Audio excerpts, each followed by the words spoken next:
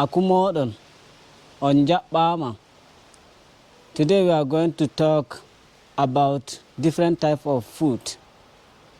Kunu, zobo, lemun kwalba, ndiyam lemu, ndiyam mangoro, ndiyam yarki, nyiri, sokora, nyiri masardi, nyiri gauri, nyiri doro, nyiri rogo, nyiri masardi, nyiri semu, nyiri achari, li'o ɓoccooɗe, li'o biriji, li'o egusi, li'o kuɓeeje, li'o kabeeje ko layooje, li'o follere, li'o timatiri,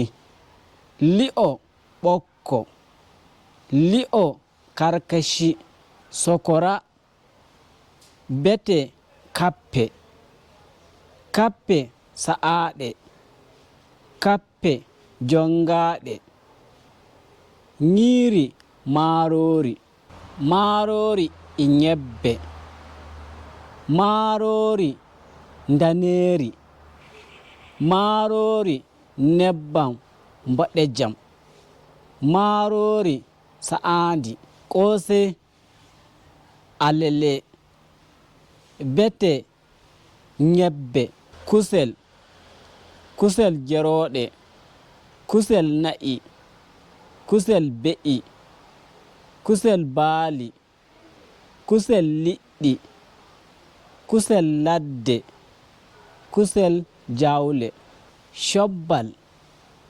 shuutam, kosam, ɓiraaɗam,